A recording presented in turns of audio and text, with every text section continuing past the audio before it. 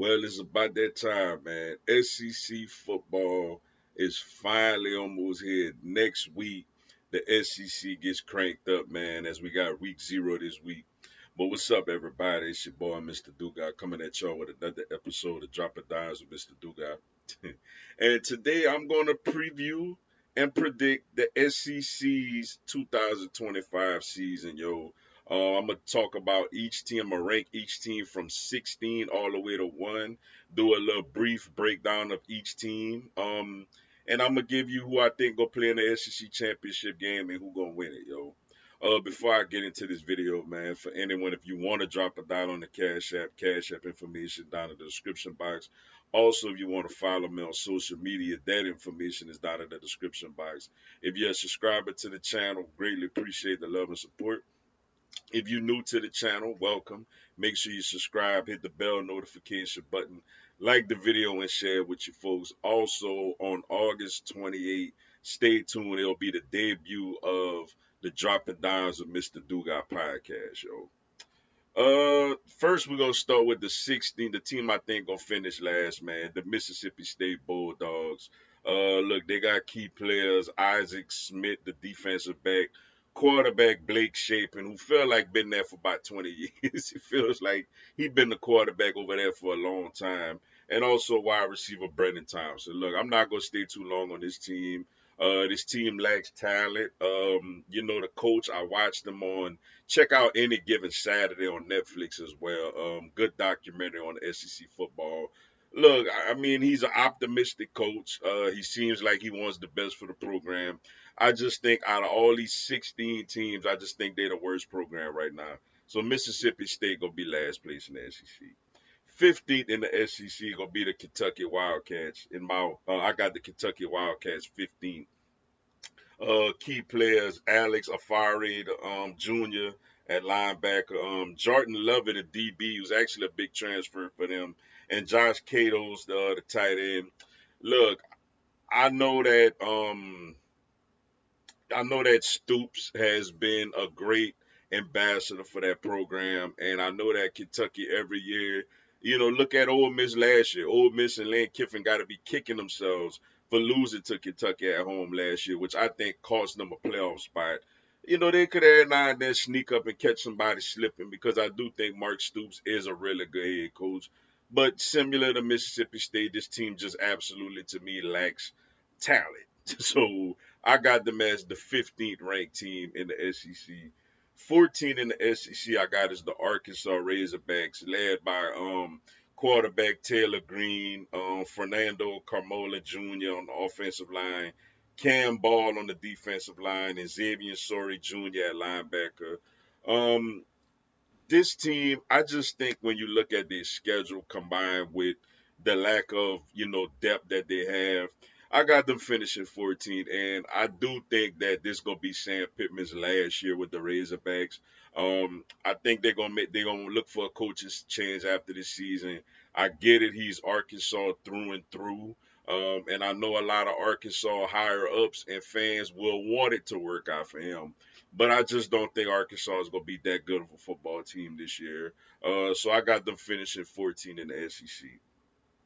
13th in the SEC, I'm going to go with the Vanderbilt Commodores, led by quarterback Diego Pavia, who doesn't lack in confidence. I'll say that. Eli Stowers, however you say his name, he might be the best tight end in the country, man. Very, very athletic, physically gifted. Random Fontanet, outside linebacker, and Martin Height, a DB. Look, I like their coach Clark Lee a lot. I like him even more after watching any given Saturday. I think they caught a lot of people slipping last year. Particularly Alabama, which I still think was the funniest thing I've seen all last season. They cost Alabama a playoff spot. But compared to the other teams in the SEC, I don't think they're gonna catch nobody slipping this year.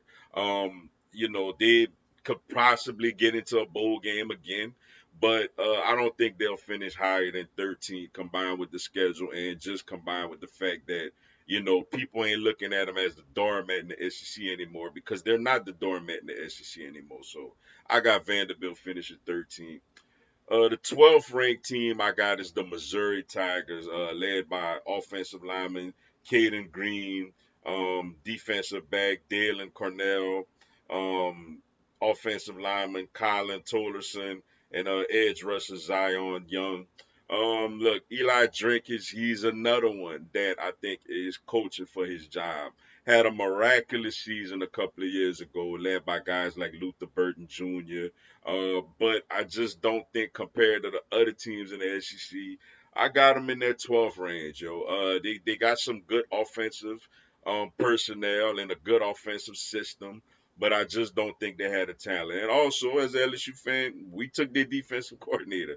Blake Baker had a lot to do with that team that was really good a couple of years ago. They've been in the top 10, but I do think he's going to start having a little heat on him after this season. So I got the Missouri Tigers finishing 12. 11, and I know it's going to be a little bit of a surprise, but I got them dropping to 11. The Tennessee Volunteers, yo. They led by defensive back Jermod McCoy. They got some really good DBs over there. Linebacker Arian Carter, tight end Miles Kittlesman, and defensive lineman Bryson Eason. I just feel like the quarterback. I know Josh Heupel is a quarterback whisperer, and I know that he gonna get. I know they were in the playoff last year, and I know that he's gonna get the most he could get out of the quarterback position. I just think like they lost some play. They lost the Dylan Sampsons. They lost the James Pierces. And obviously with Nico, I know I don't think that Tennessee should have caved in and gave him the money he asked for, but I just don't think that team is. I think that team gonna take a step back, man. Especially with the schedule and everything. I think after next year they're gonna be right back up there battling for a playoff spot. But I do think it'll be a down year for Tennessee. I got them finishing 11th in the SEC. The tenth team in the SEC, another team taking a little bit of a step back. I got the Ole Miss Rebels finishing 10th, yo. Sage Ryan, former LSU Tiger, 337 guy. Austin Simmons, the quarterback. Also, man, my condolences also to Corey Adams, the D lineman from Edna Carr High School that tragically lost his life. I think it was last month or whatnot in the state of Tennessee. My thoughts and prayers are with him and the Ole Miss community and the Edna Carr in New Orleans community. They also got center Ryan Perkins. I think that's how you say his name. He got like a Harold Perkins build out there. Every time I see Perkins on the back of his jersey, I'm like, he kind of look like a little Harold Perkins out there. They got some good linebackers, man. Also, D Harris, the D lineman, and Caden Lee at wide receiver, a guy who is highly productive. Look, I know Lane Kiffin, similar to Josh Heupel, is a quarterback guy. He's going to get the most out of the quarterbacks that play for him, and I think Simmons has some talent. But man, this team lost a lot. Like Ole Miss, I feel like really blew an opportunity on being a real playoff contender and competing for a national championship last year. Lane Kiffin wet the bed with that team, yo. That team was not, to be honest with you, that team should have not lost to my LSU Tigers in Death Valley. That team should have not lost to Kentucky at home, which was Kentucky's only SEC win last year. And that team shouldn't have lost to the Florida Gators in the swamp. They blew in that team was a national championship caliber type of team. When you got guys like Jackson Dart and Walter Nolan, and shout out to Trey Amos, Trey Harris. I know he was a little nicked up here and there last year, but that Ole Miss team was loaded last year, and they lost a lot. And I think they're gonna take a step back. I got Ole Miss finishing 10th in the SEC. Ninth in the SEC, I think gonna have a much unimproved season. I got the Auburn Tigers finishing ninth, yo. Led by their new quarterback Jackson Arnold. Coleman and Singleton might be the best the best wide receiver duo in the conference. They're really good. You got Lou on the offensive line, and they got a good offensive line overall.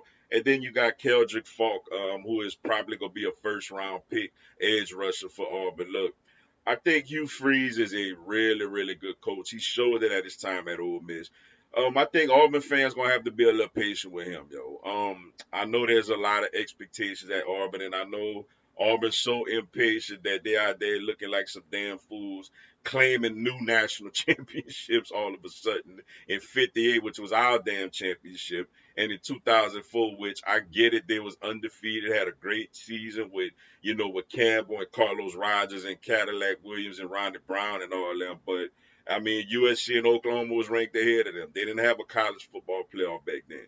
So they trying to claim that national championship, which I just think is absolutely ridiculous, and it shows a loser DNA.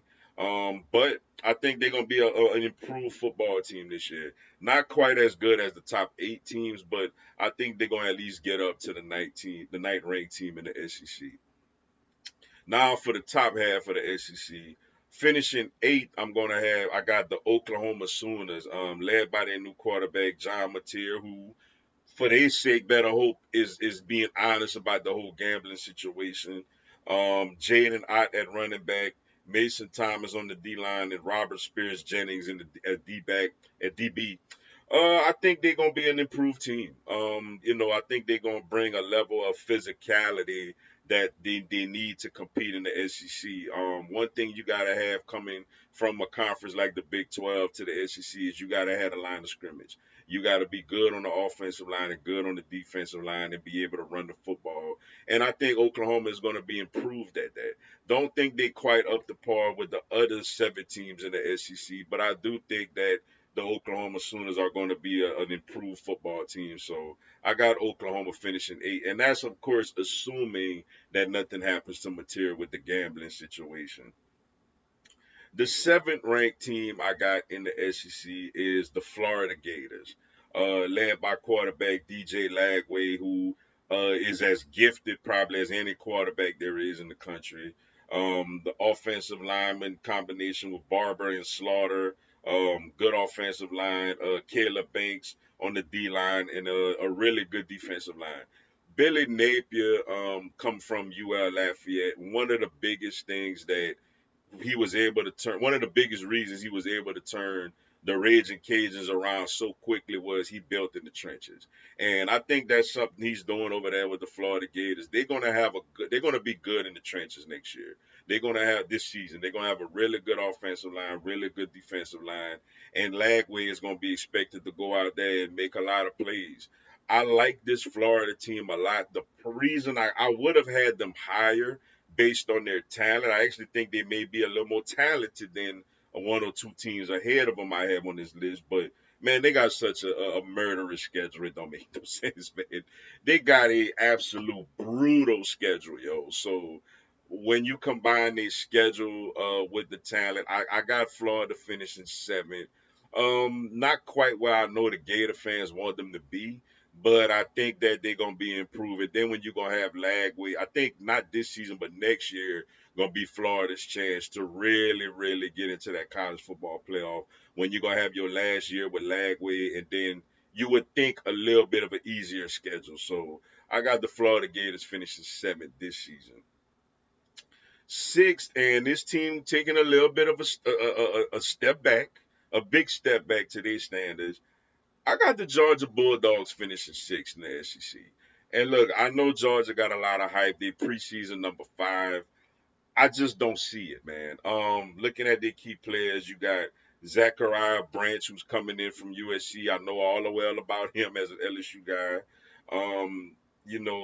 Peyton Woodridge, the Youngsville, Louisiana native, who's one of the better kickers in the country.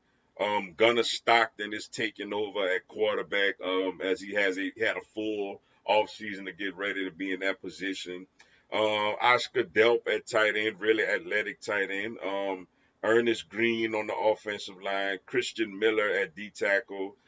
C.J. Allen at linebacker. And Bolden and Everett, the good solid DBs back there. So look, this Georgia team still has talent. I just feel like combined with the schedule. Now they do get Bama and Texas at home. But I do think Bama and Texas are both better than them this year. I think both those teams will be more talented than them this year. Um, so I got Georgia taking a step back. I don't see the preseason hype with them being number 5.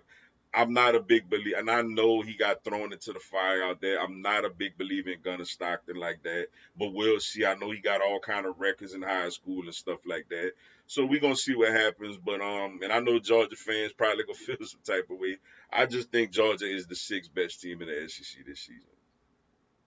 Fifth in the SEC this year, I got the Texas A&M Aggies, led by quarterback Marcel Reese. They got Reed Adams and Zun on the offense, and Zun the third on the offensive line. Really good offensive line over there at Texas A&M. Will Blanket lead the third at DB, and Torian York at linebacker. Will Blanket, I like him a lot. Will Blankley, I call him Will Blankley because I remember when they were about to play Missouri last year, and he sent. Well, I don't think it was Luther Burton. I think it was the other receiver at Missouri. He sent them a Texas A&M blanket before the game, which I thought was really, really clever, and he's a really good player. Look, A&M got a lot of talent, man. They got a lot of talent. They got much better coaching now than they had with Jimbo Fisher. Marcel Reese is coming into his own as he's the guy. I think this is a really good football team. Nearly made the playoff in the SEC championship last year, and they got some. They also got Le'Veon Moss. Almost forgot about Louisiana native Le'Veon Moss at running back. One of the gonna be one of the better running backs in the country this season. So I think with their ability to be able to run the football and Mike Elko, he's gonna though the defense teetered away toward the end of the season, they're gonna play good defense and they're gonna run the ball. So I think Texas A&M, I think they're gonna be the fifth best team in the SEC this year. Now for the top four, yo. The fourth ranked team in the SEC this year, I got the South Carolina Gamecocks, yo. Led by Lenora Sellers, who they have as the first team All SEC over Garrett Nussmeier. Dylan Stewart, who is just a sophomore, but I think one of the best edge rushers in the country. Jalen Kilgore at DB. They got a really good secondary, and Nick Barrett up front on that defensive line. This South Carolina team is physical. They talented and they got really, really. They're gonna have really, really good quarterback play. I think this is a playoff team. I think this South Carolina team is going to be right at the hinge of a playoff team. They ended last year with so much momentum. They were one of the hottest teams in the country at the end of the season. And I think they're going to carry some of that momentum coming into this season. I got them fourth in the SEC, and I think they got a real legit shot to be a playoff team, man. I got the South Carolina Gamecocks as the fourth ranked team in the SEC. Third, I have the Alabama Crimson Tide, and I just want to say this before I get into them. To all you Alabama fans, I want to let y'all know something sincerely from the bottom of my heart. I don't like y'all. I can't stand y'all. But I'm gonna keep. I think y'all got a good team, yo. We gonna see what happened with Simpson, as Ty Simpson is now the quarterback over there. They got Jam Miller at running back. He's not as good as the great Alabama running backs they had, but he's a big physical pounding back. As you seen with the picture with Mark Ingram he took when he just made Ingram look miniature. And also, I think it was against Missouri. He had a run where he just decapitated one of the defensive backs. The Ryan Williams, to me, the second best receiver in the country, right behind Jeremiah Smith, and they both are sophomores. Caden Proctor is the best left tackle in all of college football. He's going to most likely be the first left, barring any injury or any unfortunate circumstances. He's going to be the first tackle taken in the NFL draft next year. Alabama has a good offensive line, yo. Keenan the third and Overton, at linebacker, Damani Jackson at DB. They got some really good guys in the secondary. It's a talented Alabama team, man, which we become accustomed to. I don't think they're as dominant as they were with Nick, but I do think if they could get average, at least decent quarterback play from Ty Simpson, I think this Alabama team is gonna be a playoff team, man. So I got Alabama as the third ranked team in the SEC. And which leads now to my SEC, who I think will play in the SEC championship game. I think the 2025 SEC championship game matchup will be between the LSU Tigers and the Texas Longhorns.